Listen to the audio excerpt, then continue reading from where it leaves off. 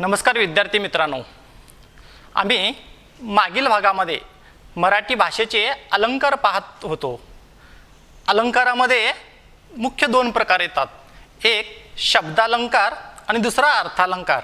मागील भागामध्ये आपण शब्दालंकार सविस्तरपणे अभ्यासलेले आहोत, त्याचबरोबर अर्थालंकारातील 7 अलंकार आपण पाहिलेले आहेत।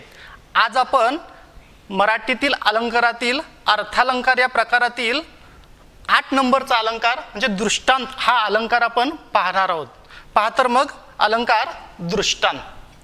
दृष्टांत या अलंकाराची व्याख्या अशी आहे, एखाद्या विषयाचे वर्णन झाल्यानंतर ती गोष्ट पटवून देण्यासाठी त्याच अर्थाचा दाखला किंवा उदाहरण दिल्यास दृष्टांत अलंकार होतो।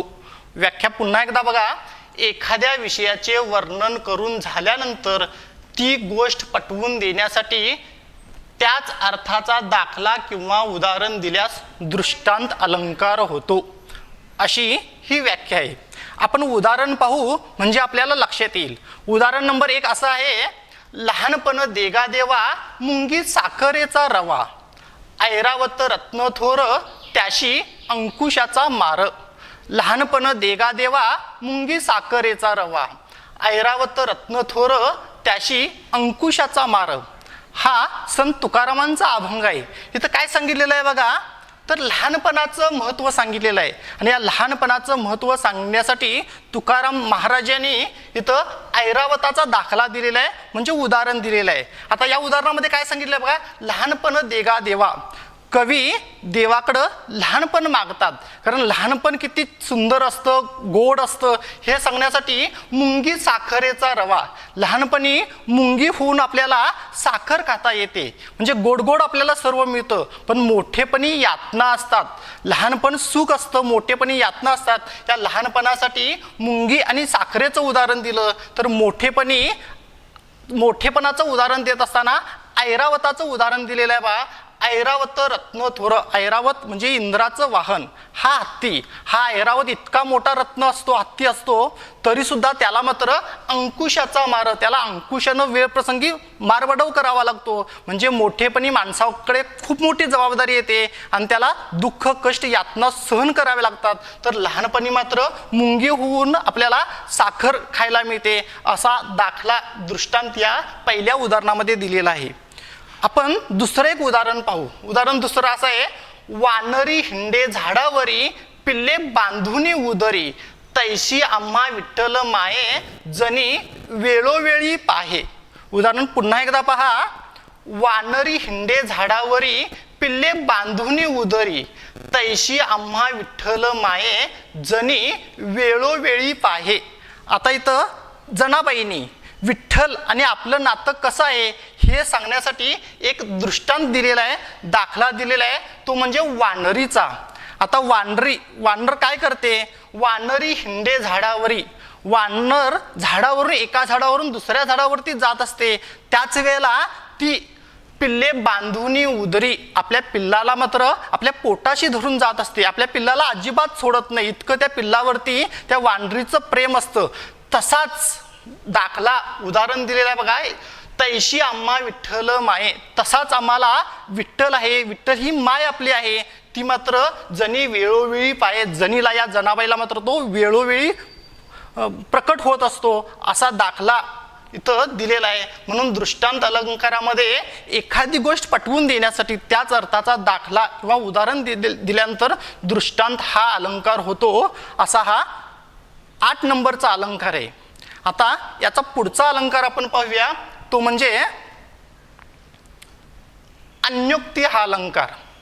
अन्योक्ती या शब्दाचा विग्रह कसा आहे बघा, अन्य म्हणजे दुसरा आणि उक्ती म्हणजे बोलणे, दुसऱ्याला उद्देशून केलेले बोलणे म्हणजे अन्योक्ती। याची व्याख्या काय केलेली आहे पहा, दुसऱ्याला उद्देशून बोलून आपले मनोगत व्यक्त करण्याच्या पद्धतीला अन्योक्ती असे म्हणतात। दुसऱ्याला उद्देशून बोलून आपले मनोगत व्यक्त करण्याच्या पद्धतीला अन्योक्ती असे म्हणतात, म्हणजे दुसऱ्याला उद्देशून बोलणे। याचंच थोडक्यात आपल्याला असं सांगता येईल, लेकी बोले सुने लागे ही जी संकल्पना आहे ही अन्योक्ती अलंकारामध्येच मोडते। याचं उदाहरण आपण पाहू, हे सर्पा तुला दूध पाजले तरी तू शेवटी विषच ओकतोस. उदाहरण असं आहे, हे सर्पा तुला दूध पाजले तरी तू शेवटी विषच ओकतोस. आता इथं काय सांगितलेलं आहे बा, हे सर्पाला उद्देशून बोललेलं आहे. खरं तर डायरेक्ट सर्पाला उद्देशून नाही बोललं, ते कृतज्ञ माणसाला उद्देशून बोललेलं आहे. काय म्हटलेलं आहे, सापाला कितीही दूध पाजलं तरी शेवटी मात्र तो अमृत ओकणार नाही, विषच ओकणार. तसंच आहे, दृष्ट माणसाला कितीही चांगलं सांगितलं तरी तो आपल्या वळणावरती जाणार. हे सांगण्यासाठी या सर्पाला उद्देशून इथं बोललेलं आहे. खरं तर हे सर्पाला उद्देशून बोललेलं नाही, दृष्ट माणसाला उद्देशून बोललेलं आहे. त्याला आपण प्रत्यक्ष बोलू शकत नाही म्हणून अप्रत्यक्ष त्याला बोललेला आहे, सर्पाला प्रत्यक्ष बोललेला आहे. आणि त्यामुळे इथं अन्योक्ती हा अलंकार झालेला आहे. ह्याच्यामधलं दुसरं उदाहरण आपण पाहू. येथे समस्त बहिरे बसतात लोक, का भाषणे मधुर तू करीशी अनेक. हे मूर्ख यास किमपीही नसे विवेक, रंगावरून तुझला गंतील काक. उदाहरण दुसरं असं आहे, येथे समस्त बहिरे बसतात लोक, का भाषणे मधुर तू करीशी अनेक. हे मूर्ख यास किमपीही नसे विवेक, रंगावरून तुझला गंतील काक. आता या उदाहरणामध्ये सुद्धा कवी कोकेला उद्देशून इथं बोलत आहे. खरं तर कोकेला उद्देशून कवी बोलत आहे, पण कवीला अप्रत्यक्ष सांगायचं आहे ते कृतज्ञ माणसाबद्दल. इथं कवी काय म्हणतो बघा, इथे समस्त बहिरे बसतात लोक. इथं सगळे बहिरे आहेत, म्हणजे त्यांना ऐकू येत नाही, पण कोकिळा काय करते, आपल्या मधुर आवाजानं त्यांना आपलं गाणं संगीत ऐकवत असते. का भाषणे मधुर तू करीशी अनेक. तू इतकं छान छान का गातेस. कारण ही लोक मात्र कलेची चीज करणार नाहीत. या लोकांना कला काय आहे ते माहीतच नाही, कारण ही बहिरे आहेत. हे मूर्ख याच किमपीही नसे विवेक. ही लोक मूर्ख आहेत, यांना जरा सुद्धा विवेक अक्कल अजिबात नाही. तू कितीही गोड गोड गायलीस तरी यांना समजणार नाही. ही लोक शेवटी काय म्हणतील, रंगावरून तुझला गंतील काक. तुझं जे बाह्य स्वरूप दिसायलंय त्या रंगावरून तुला मात्र ही कावळाच म्हणून बोलवतील. अशी लोक आहेत. कवी तर जरी कोकीला उद्देशून जरी म्हणत असला तरी अरसिक जगास पुढे कलेचं प्रदर्शन करणाऱ्या एका कवीला उद्देशून बोललेला आहे. त्याला डायरेक्ट बोलता येत नाही म्हणून कवीनं इथं कोकेला उद्देशून बोललेला, अशी ही अन्योक्ती आहे. अन्योक्ती म्हणजे दुसऱ्याला उद्देशून बोलणे. आपण प्रत्यक्ष बोलू शकत नाही म्हणून अप्रत्यक्षरित्या बोलणं, यालाच अन्योक्ती असे म्हणतात. असा हा अलंकार आहे. यानंतरचा पुढचा अलंकार आपण पाहू, तो म्हणजे विरोधाभास. विरोधाभास म्हणजे विरोधाचा आभास निर्माण करणे. याची व्याख्या अशी आहे, दोन विरुद्ध गुण एकत्र आल्याचे दाखवून विरोधाचा आभास निर्माण केला जातो तेव्हा विरोधाभास अलंकार होतो. बघा कसं म्हटलेलं आहे व्याख्या, दोन विरुद्ध गुण एकत्र आल्याचे दाखवून विरोधाचा आभास निर्माण केला जातो तेव्हा विरोधाभास हा अलंकार होतो. दोन विरुद्ध गुण आहेत, फक्त आभास भासवलं जातं. उदाहरण पहा म्हणजे तुम्हाला लक्षात येईल. उदाहरण नंबर 1 असं आहे, जरी आंधळा मी तुला पाहतो. जरी आंधळा मी तुला पाहतो. इथं आता दोन विरुद्ध गुण कोणते आहेत बघा. एक आहे आंधळा आणि दुसरा आहे पाहतो. आंधळा पाहू शकत नाही म्हणजे आंधळा याला परस्पर पाहणे हा गुण आलेला आहे. हे दोन्ही गुण विरुद्ध एकत्र आले हे दाखवून विरोधाचा आभास निर्माण केल्यानंतर इथं विरोधाभास अलंकार झाला. म्हणजे आंधळा पाहतो असं म्हटल्यानंतर दोन विरुद्ध गुण एकत्र आले आणि त्यामुळं विरोधाभास अलंकार झाला. आता दुसरा उदाहरण आपण पाहू, तुझं साठी मरण हे जनन, तुझं विन जनन हे मरण. आता काय म्हटलेलं आहे बघा, इथं सुद्धा या उदाहरणामध्ये कोणते दोन विरुद्ध गुण आलेले आहेत. तुझं साठी मरण हे जनन, तुझ्यासाठी मरण हे जन्मल्या समानच आहे. मरण आणि जनन हे दोन विरुद्ध शब्द आहेत, विरुद्ध गुण आहेत, पण एकत्र आलेले आहेत. इथं पण तसंच, तुझं विन जनन ते मरण, तुझ्याशिवाय जगणं म्हणजे मरण्या समान आहे. असे दोन विरुद्ध गुण दाखवलेले आहेत आणि त्यामुळे विरोधाचा आभास निर्माण झाला. त्यामुळेच इथं विरोधाभास हा अलंकार झालेला आहे. असा हा विरोधाभास अलंकार आहे. यानंतरचा पुढचा जो अलंकार आहे तो म्हणजे अर्थांतरण्यास. अर्थांतरण्यास. आता या शब्दाची फोड कशी झाली आहे बघा. अर्थांतर म्हणजे दुसरा अर्थ, अर्थांतर म्हणजे दुसरा अर्थ. न्यास म्हणजे बाजूला ठेवणे किंवा शेजारी ठेवणे. या अर्थांतरण्यास अलंकाराची व्याख्या अशी आहे पहा. जेव्हा विशेष गोष्टीचे समर्थन सामान्य गोष्टीने केले जाते अथवा सामान्य गोष्टीचे समर्थन विशेष गोष्टीने केले जाते तेव्हा अर्थांतरण्यास हा अलंकार होतो.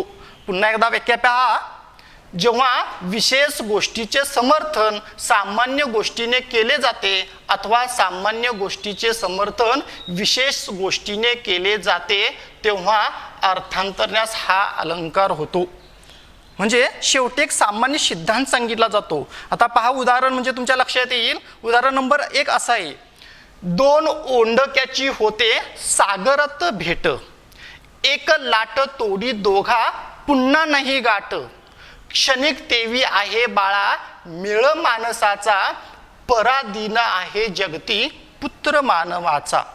गदिमांचं प्रसिद्ध काव्य आहे. त्याच्यामध्ये काय म्हटलेलं आहे बघा. 2 ओंडक्याची होते सागरात भेट, एक लाट तोडी दोघा पुन्हा नाही गाठ, क्षणिक तेवी आहे बाळा मिळ मानसाचा, पराधीन आहे जगती पुत्र मानवाचा. आता इथं अर्थांतरण्यास अलंकार कसा झालेला आहे बघा. या उदाहरणामध्ये मानवी जीवन किती क्षणभंगूर आहे.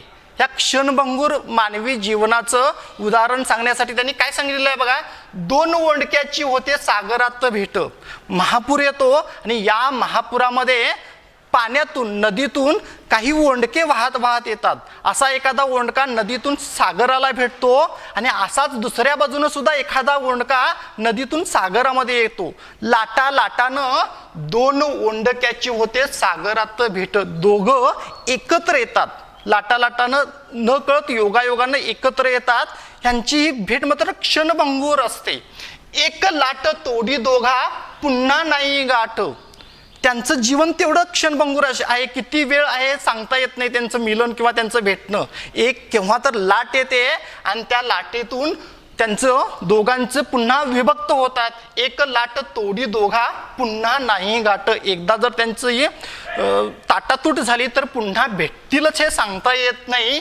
क्षणिक तेवी आहे बाळा मिळ मानसाचा. माणसाचा मेळ, माणसाचं जीवन हे असं क्षणापुरतं आहे, क्षणभंगूर आहे. केव्हा माणूस कुठं जाईल सांगता येत नाही. आपण सुद्धा या 10वीच्या वर्गामध्ये किंवा या शाळेमध्ये जवळजवळ 10 वर्ष एकत्र आलेलो आहोत. आता 10वी नंतर आपला निरोप समारंभ होणार आणि आपण सुद्धा सगळे सैरभैर होणार. आपण आपापल्या वेगळ्या म्हणजे आपण गावी जाणार किंवा वेगळ्या कॉलेजला जाणार. आपलं जीवन हे एवढं क्षणभंगूर आहे हे दाखवण्यासाठी इथं एक सामान्य सिद्धांत सांगितलाय बघा.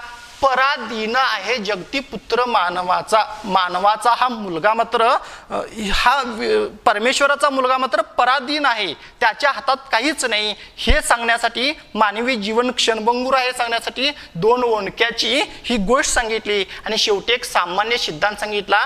मानवी जीवन मात्र पराधीन आहे हे सांगितलेलं आहे. असा हा शेवटी एक सामान्य सिद्धांत सांगितला. उदाहरण दुसरं असं आहे. बोध खलास न रुचे अहिमुखी दुग्ध होय गरल. बोध खलास न रुचे अहिमुखी दुग्ध होय गरल. श्वान पुच्छ नलिकेत घातले होईना सरळ. आता इथं पण तेच सांगितलेलं आहे. इथं शेवटी एक सामान्य सिद्धांत सांगितलेला आहे पहा आणि त्याच्यामध्ये अर्थांतरण्यास दुसरा अर्थ बाजूला ठेवलेला आहे. कोणता? आता उदाहरणाचं आपण स्पष्टीकरण आधी पाहू. बोध म्हणजे उपदेश करणे. खलास खल म्हणजे दृष्ट माणूस. न रुचे म्हणजे रुचत नाही, पटत नाही. म्हणजे दृष्ट माणसाला कितीही उपदेश सांगा त्याला ते पटत नाही, रुचत नाही. अहिमुखी दुग्ध होय गरल. अही म्हणजे साप, मुखी तोंड म्हणजे सापाचं तोंड, दुग्ध म्हणजे दूध, होय गरल. सापाच्या तोंडामध्ये किती जरी दूध पाजला तुम्ही तरी शेवटी विषातच त्याचं रूपांतर होतं. शेवटी विषच होतं. मूर्ख माणसाला कितीही उपदेश सांगा काही उपयोग होत नाही, त्याला तो पटत नाही. सापाच्या तोंडामध्ये कितीही दूध ओटता पाजा त्याला शेवटी गरलच होतं म्हणजे विषच होतं. आणि हे सांगण्यासाठी शेवटी न्यास त्याच्या बाजूला एक दुसरा अर्थ ठेवलेला आहे. श्वान पुच्छ नलिकेत घातले होईना सरळ, म्हणजे कुत्र्याची शेपूट कितीही जरी नळीत घालून ठेवली तर ती सरळ होत नाही, वाकडी ती वाकडीच राहते. हा एक शेवटी सिद्धांत सांगितलेला आहे. म्हणून या दोन्ही उदाहरणामध्ये अर्थांतरण्यास हा अलंकार होतो. यानंतरचा पुढचा अलंकार आहे तो म्हणजे चेतन गुणोक्ती अलंकार. आणि या चेतन गुणोक्ती अलंकाराची व्याख्या अशी केलेली आहे पहा. निर्जीव वस्तू सजीव आहे अशी कल्पना करून त्या माणसासारखे वागतात, कृती करतात असे वर्णन जेथे केले जाते तेथे चेतन गुणोक्ती हा अलंकार होतो. चेतन गुणोक्ती चेतनेचा गुणधर्म दिलेला जातो. म्हणजेच निर्जीव वस्तू सजीव आहेत, त्या माणसासारखं वागतात असं सांगितलेलं जातं. म्हणजे अचेतन गोष्टीला सचेतन केलं जातं. तिथं चेतन गुणोक्ती हा अलंकार होतो. आता इथं उदाहरण काय सांगितलेलं आहे बघा. उदाहरण एक असं आहे. पावसात कोसळलेल्या बंगल्याला पावसाने म्हटले. पावसात कोसळलेल्या बंगल्याला पावसाने म्हटले. माझ्या मनात तसं नव्हतं. कसं? पावसात कोसळलेल्या बंगल्याला पावसानं म्हटलं, माझ्या मनात तसं नव्हतं. कुणाचा दोघांचा संवाद आहे बघा. इथं पाऊस पडायला आहे आणि या पावसामध्ये नकळत एखादा बंगला कोसळून गेला, जमीनदोस्त झाला. आणि जमीनदोस्त झाल्यानंतर त्या पावसाला बिचाऱ्याला खूप वाईट वाटलं आणि त्याला त्या पावसानं त्या बंगल्याला म्हटलं, माझ्या मनात तसं नव्हतं, तू कोसळावास, तू पडावास म्हणून मी बरसलो नाही, माझ्या मनात तसं नव्हतं, तू तसं वाईट वाटून घेऊ नको असं तो म्हणाला. इथं पाऊस बंगल्याला म्हणाला. पाऊस आणि बंगला निर्जीव आहेत पण त्याला सजीव अशी माणसासारखं ते बोलतात असं सांगितल्यामुळं इथं चेतन गुणोक्ती, चेतनेचा गुणधर्म दिल्यामुळं इथं चेतन गुणोक्ती हा अलंकार झालेला आहे. आता दुसरं उदाहरण पाहू आपण. चाफा बोलेना चाफा चालेना, चाफा खंत करी काही केल्या फुलेना. चाफा बोलेना चाफा चालेना, चाफा खंत करी काही केल्या फुलेना. आता त्या चाफ्याच्या मनातील ती अवस्था इथं सांगितलेली आहे बघा. चाफा हा उदास का? एरवी हा चाफा मात्र किती हसत असायचा, किती डोलत असायचा, त्याचा सुहास आजूबाजूला पसरलेला असायचा. पण आज मात्र इतकं उदास उदास उदास चाफ्याला वाटतं. चाफा काही केल्या बोलत नाही. चाफा चालेना, चाफा चालत पण नाही, असाच थांबलेला आहे. चाफा खंत करी काही केल्या फुलेना. चाफ्याला काहीतरी खंत आहे आणि त्यामुळे तो फुलतच नाही. चाफा माणसासारखं चालतो, बोलतो, फुलतो असं सांगितल्यामुळं अचेतन गोष्टीला म्हणजे निर्जीव गोष्टीला सजीव ची उपमा दिलेला आहे, सजीव गुणधर्म सांगितलेला आहे. आणि म्हणून इथं सुद्धा चेतन गुणोक्ती हा अलंकार झालेला आहे. यानंतर आपण पुढचा अलंकार पाहू तो म्हणजे स्वभावोक्ती. स्वभावोक्ती हा अलंकार. याची व्याख्या अशी आहे. एखाद्या प्राण्याचे, व्यक्तीचे, वस्तूचे, त्याच्या हालचालीचे अगदी हुबेहूब व स्वाभाविक वर्णन करून त्याचे शब्दचित्र डोळ्यापुढे उभे केले जाते तेथे स्वभावोक्ती हा अलंकार होतो. स्वभावोक्ती अलंकार पुन्हा एकदा व्याख्या पहा. एखाद्या प्राण्याचे, व्यक्तीचे, वस्तूचे, त्याच्या हालचालीचे अगदी हुबेहूब व स्वाभाविक वर्णन करून त्यांचे शब्दचित्र डोळ्यापुढे उभे केले जाते तेथे स्वभावोक्ती हा अलंकार होतो.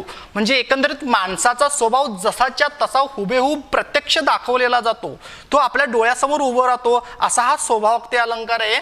याचं उदाहरण आपण पाहू. उदाहरण नंबर 1 आहे. पक्षी एक हा सुतार, टकटक करी बेसुमार, सारखा करी प्रहार, ध्वनी गंभीर खोल हा, पोपट पिंजऱ्यात शांत, चित्रसा बसे निवांत. आता इथं त्या सुतार पक्षाचं वर्णन केलेलं आहे. अगदी बारीक सारीक त्या पक्षाचं वर्णन करत असताना कवी म्हणतो पक्षी एक हा सुतार. हा सुतार पक्षी एकटाच निवांत त्या झाडाच्या फांदीवरती बसलेला आहे. टकटक करी बेसुमार, आपल्या चोचीनं पुन्हा पुन्हा सगळं वातावरण शांत आहे पण तो टकटक टकटक सतत सतत असा आवाज करतो, सारखा करी प्रहार, सतत प्रहार करतो, जरा सुद्धा थकत नाही, ध्वनी गंभीर खोल हा, आणि त्याचा जो आवाज येतो तो या शांत वातावरणामध्ये चिरा उमटतो, गंभीर असा खोल हृदयात भिडावा असा त्याचा आवाज यायला लागतो.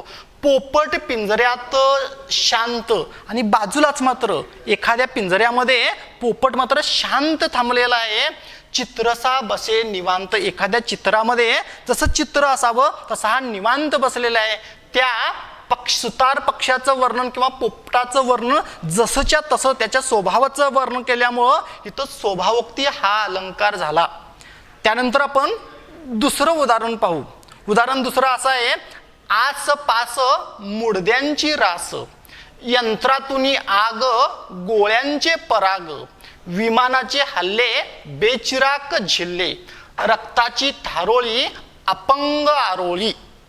आता तुम्हाला लक्षात आलंच असेल नेमका हा प्रसंग काय आहे. हा युद्धाचा प्रसंग आहे. प्राण्याचे, व्यक्तीचे, वस्तूचे किंवा एखाद्या स्थळाचे कुठलंही वर्णन केलेलं असेल. आता इथं त्या युद्धाचं प्रत्यक्ष वर्णन इथं केलेलं आहे. दुसरं महायुद्ध झालेलं असेल आणि दुसऱ्या महायुद्धातील वर्णन कवी करत असताना म्हणतो, काय म्हटलेलं आहे बघा, आसपास मुडद्यांची रास. ते भयान सगळं युद्धभूमीवरचं दृश्य कवीनं पाहिलं आणि कवीला आसपास आजूबाजूला सगळ्या मुडद्यांच्याच राशी दिसायला लागल्या.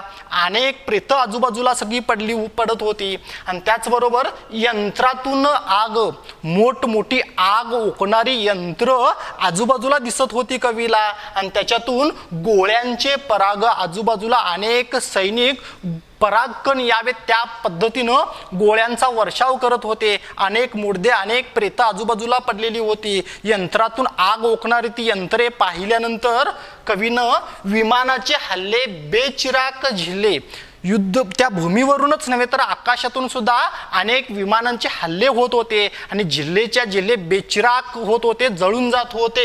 रक्ताची थारोळी, भूमीवरती मात्र रक्ताचं थारो, सगळं रक्त साचलेलं होतं आणि या थारोळ्यामध्ये अनेक प्रेतं, अनेक विव्हळणारी माणसं तिथं पडलेली होती.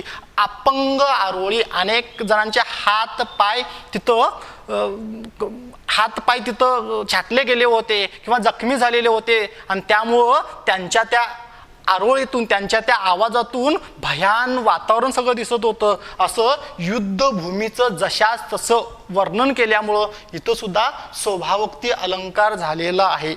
अशा पद्धतीनं इयत्ता 8वी ते 10वी पर्यंत हे अर्थालंकारामध्ये जवळजवळ 13 अलंकार आहेत. हे सगळे अलंकार तुम्ही वहीमध्ये, व्याकरणच्या वहीमध्ये सविस्तर लिहून काढा आणि त्याचा अभ्यास करा. आणि तुम्हाला इतर काही उदाहरणं जर सापडत असतील, तुम्हाला जर लक्षात येत असतील तर ती उदाहरणं सुद्धा तुम्ही लिहायची आहेत. आपण इथंच थांबू. धन्यवाद.